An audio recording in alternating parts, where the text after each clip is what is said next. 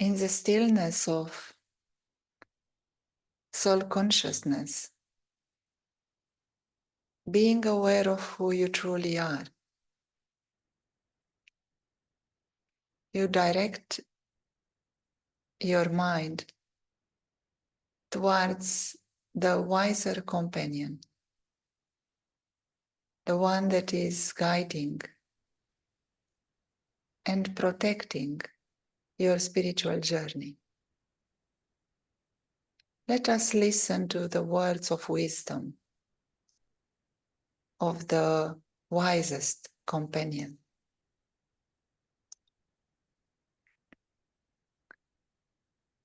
Many souls are seen in a form of jewels in the crown of the Father's head. Some are seen in a form of jewels in the garland around the neck, and some are seen as a decoration of the arms. So let each one ask yourself, what is my abode? The jewels that sparkle in the Father's crown are the ones who are respected. And the sign of these souls is that they are constantly equal to the Supreme Soul. Their every word and action automatically and constantly reveals the Supreme Soul. Seeing their characters and their faces, out of each one's lips will come the words, "This is his wonder, that he has made the soul so worthy." Seeing their virtues, each one will immediately sing praise of the Father's virtues. Those who remain stable on such a level of consciousness are remembered as a crown on the head.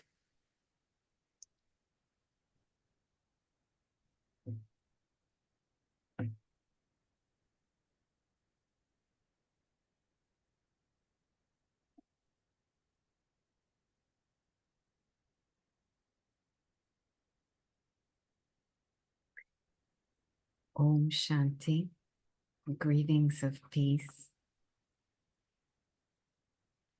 My name is Sharona, and I listen to these versions every morning, versions like these. And I can tell you, it's a very big task to understand these versions according to the meaning they were shared from.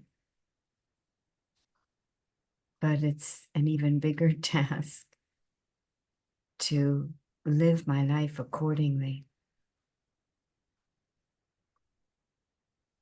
And I think that one very important experience on the spiritual path that we need to aim for is this realization that this kind of elevated version is to empower my transformation process. So, a very important question to stay close to on the spiritual path is, am I interested in becoming a good person? A person whose goodness is not a weakness, but is experienced by the self as a strength. Because when there is this intention on the spiritual path, then the next step is to understand how the Supreme Soul, God, is making himself, herself available to empower my goodness and empower my transformation process, my transformation journey. Because then the point we can reach in this journey is when I see that there's been a change in my character. I really know that it's thanks to the one above. I may have made efforts. I may have tried to pay attention to some old programming or conditioning and the new one that I want to replace it with. But if it actually happens, if there's actually transformation, it is really thanks to that work and the attention on me coming from that one above.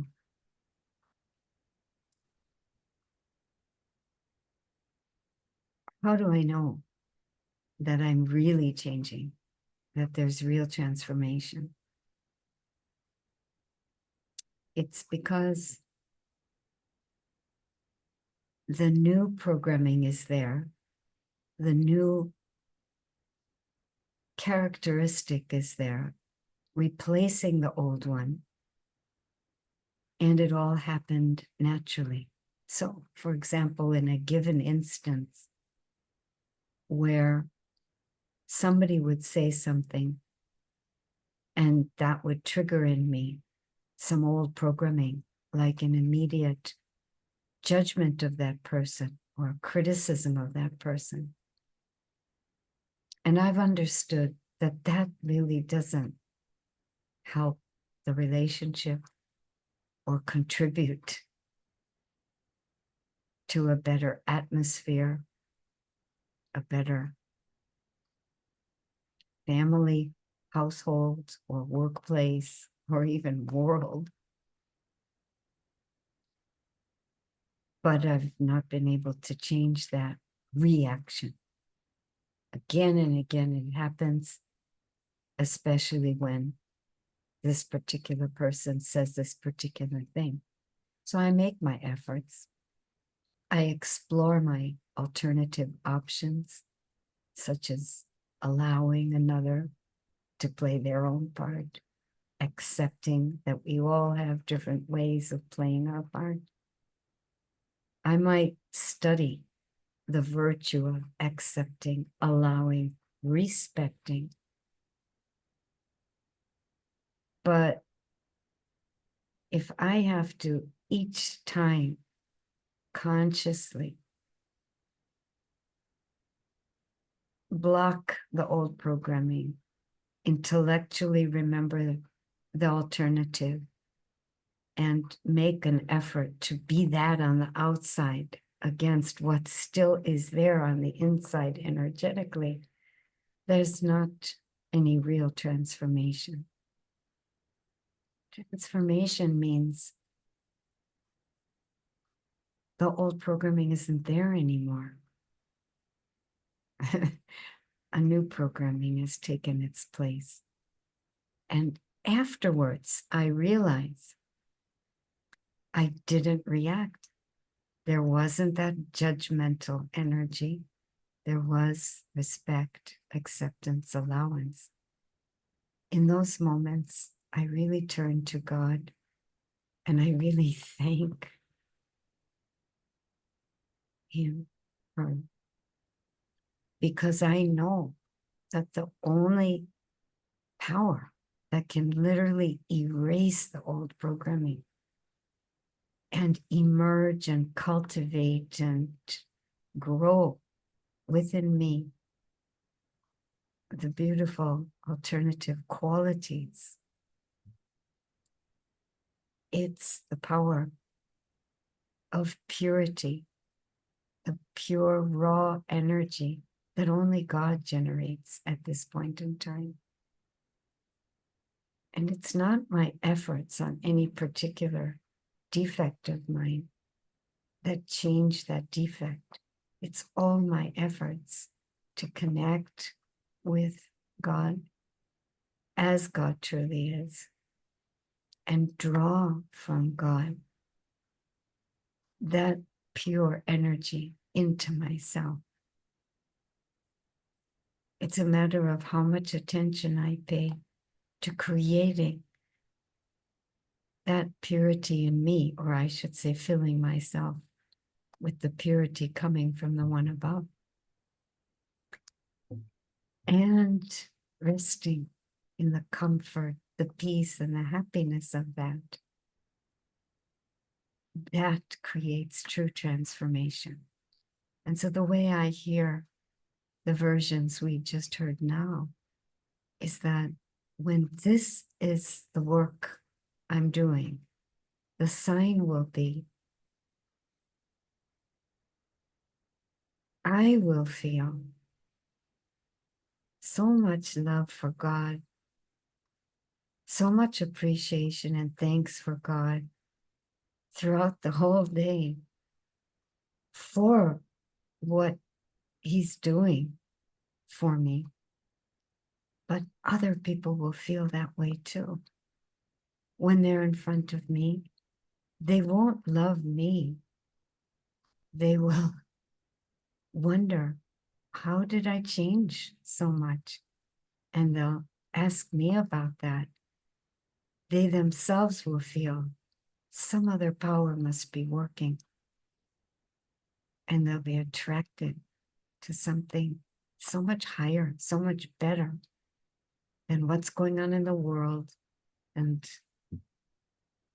what normally human beings offer each other. That's how I hear that.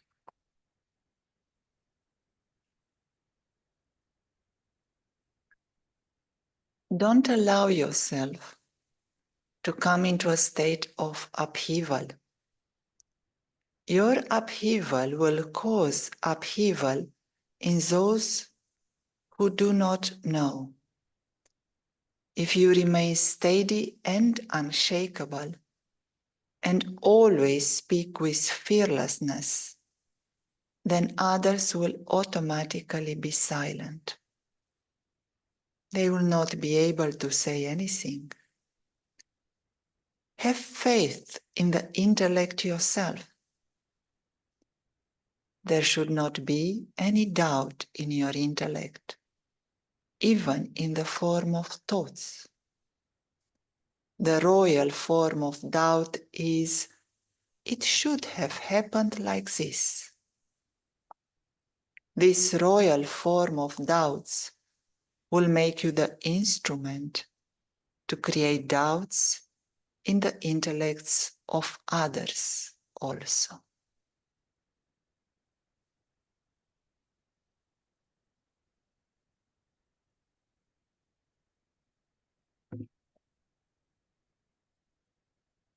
It's very hard to be good in today's world.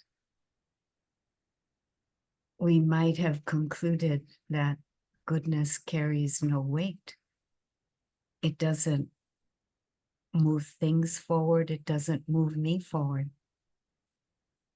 We might have seen how it's people who cheat or lie, who spend their days gossiping, that they're the ones actually getting ahead in the workplace or seem to be the most popular in school or get the most attention or love or friendship from others.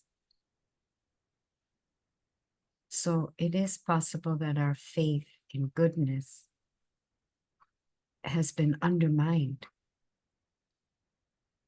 So we're less and less confident about doing the right thing, even when we know what the right thing might be. And with this loss of confidence about doing the right thing, loss of faith in the importance, the necessity of doing the right thing, we open ourselves wide to all the influences around us of those who have stopped doing the right thing, possibly don't care about doing the right thing, or may have completely forgotten what is the right thing. The right thing will always be nonviolent. It'll be respectful. It'll be peaceful. But to gain back our confidence that in the long run, this is what's needed. That's something else, to gain back our confidence in this. But again, to listen to these versions, to explore and to get to know the self as divine child of God, to really get to know the Supreme Soul as the most peaceful, non-violent, loving being in existence. These things bring us back to our faith, not only that goodness exists, but it's the call of these times. Simply for the reason that as we sow, so we shall reap. So let us all sow seeds of very pure and empowered goodness. As you beautifully explained, when you have trust in goodness, you are able to excel in your qualities and to restore your peace, love, happiness. And when someone is becoming that light in all the aspects, in knowledge, understanding the spiritual knowledge, and becoming a lighthouse of wisdom for others, in your connection with the Supreme Soul, and remaining powerful and unshakable in all situations, in your behavior, protecting your virtues and sharing them with others, and also in the way you are helping many others in an unlimited way through the power of your mind. When you are becoming stable in these aspects, as you also shared, you become a lighthouse. You become a helper of many other human souls. And you do feel that your self-respect is right. You feel as if you are wearing a crown, and you can also be in the crown of the world. And that will inspire many others to regain their self-respect. Would you like to suggest a practice for the day?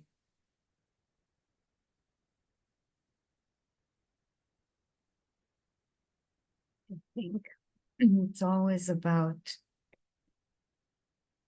stepping back from the character that I have cultivated and developed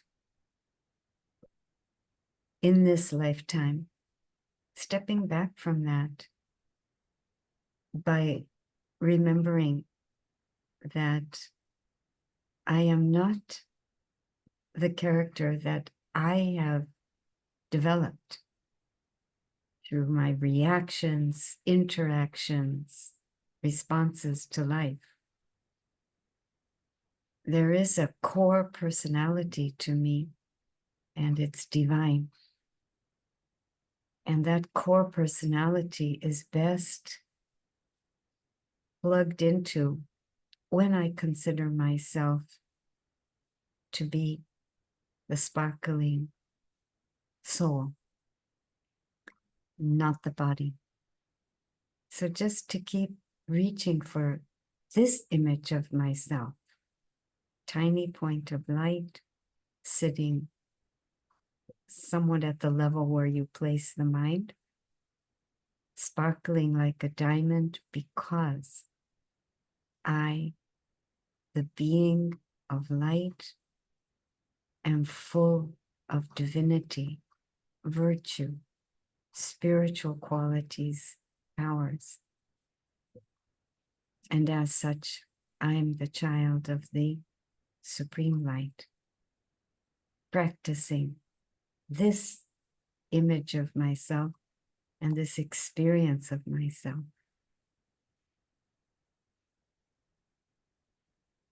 Thank you. We'll meet again tomorrow at the same time. Bye-bye.